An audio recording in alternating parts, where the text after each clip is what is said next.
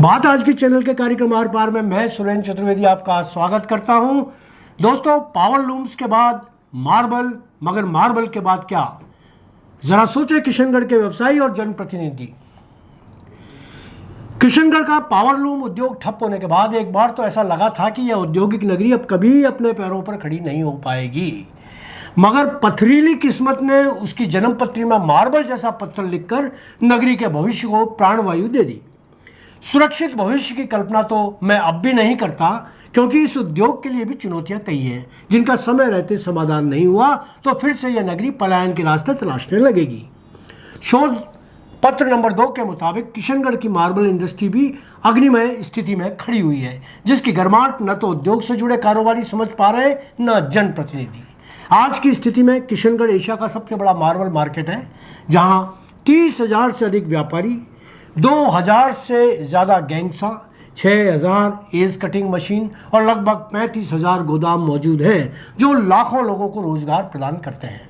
यहाँ डिजिटल और technology input की बात की जाए तो हालिया ग्लोबल स्टोन टेक्नोलॉजी फोरम में डिजिटल ट्रांसफॉर्मेशन, R&D और पत्थर के कचरे से उपयोगी उत्पाद बनाने पर जोर दिया जा रहा है, जो नवाचार कहा जा सकता है। यही नहीं, सरकार ने भूमि आवंटन में सुधार जैसे उपाय भी किए हैं जो उल्लेखनीय हैं। शहर के एक उद्योगपति वेद प्रकाश दादीज के मुताबिक औद्योगिक क्षेत्र में आधारभूत संरचना, इंफ्रास्ट्रक्चर इस नगर के लिए सबसे महत्वपूर्ण मुद्दा है।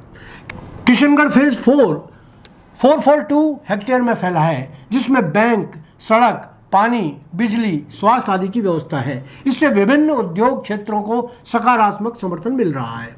एक और महत्वपूर्ण बात यह है कि पूरा मार्बल मंडी क्षेत्र सड़क व एयर कनेक्टिविटी से संपन्न है। NH 448 के माध्यम से और किशनगढ़ एयरपोर्ट से जुड़ा होना इस क्षेत्र के लिए सोने में सुहागा है।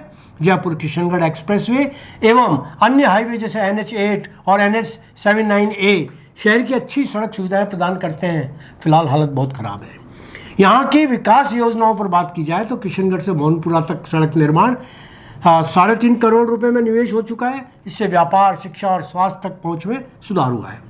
सांसद और मंत्री भागीरथ चौधरी ने इस उद्योग की ताजगी पहले से भी ज़्यादा अच्छी नवाजी है। पर्यटन के साथ साथ पुष्कर किशनगढ़ क्षेत्र से 365 करोड़ की पेयजल परियोजना भी स्वीकृत हुई है, जिसमें 25,942 घरों को स्वच्छ जल मिलेगा। यह काम मार्च 2027 तक होना है। शोध पत्र के अब इस हिस्से में मार्बल उद्योग की चुनौतियों पर विचार करना जरूरी होगा। सबसे पहले तो पर्यावरणीय समस्याओं पर बात करता हूँ। मार्बल स्लरी डंपिंग यार्ड इस उद्योग की सबसे खतरनाक चुनौती है। किशनगढ़ में मार्बल स्लरी डंपिंग यार्ड पर्यावरण के लिए खतरा बन चुका है। शीघ्र ही इसे हटाए जाने के लिए NGT बड़ा फैसला कर सकती है। कुछ पर्यावरणीय प्रेमियों ने वाद दायर कर दिए हैं। इससे नगर के अधिकांश जल स्रोतों में खनिजीय प्रदूषण, मिट्टी की उर्वरता में गिरावट जैसी समस्या सामने आ रही है, जो बेहद खतरनाक है।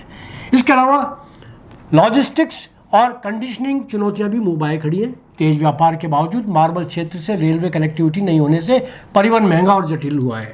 राजसमंद में रेलवे लिंक का अभाव व्यापार को प्रभावित कर रहा है। हालांकि किशनगढ़ में इसी कड़ी में सुधार की कोशिशें जारी हैं।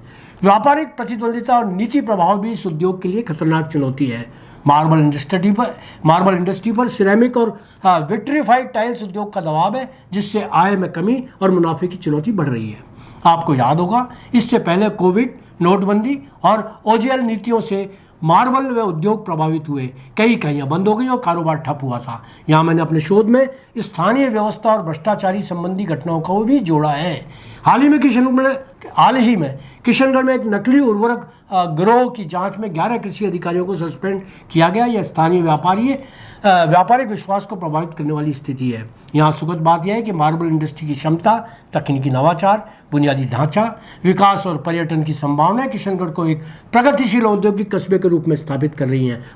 मगर सवाल ये कि क्या सिर्फ और सिर्फ मार्बल मंडी के दम पर इस किशनगढ़ को जिंदा रखा जा सकेगा? पावर लूम्स के बाद मार्बल ने हाथ पकड़ लिया, मगर मार्बल खिसका तो हाथ में तीसरा विकल्प क्या होगा? क्या किशनगढ़ के युवा उद्योगपति, प्रबुद्ध व्यवसायी, राजनीतिक नेता इस सवाल के उत्तर को तलाश रहे हैं? धन्यवाद।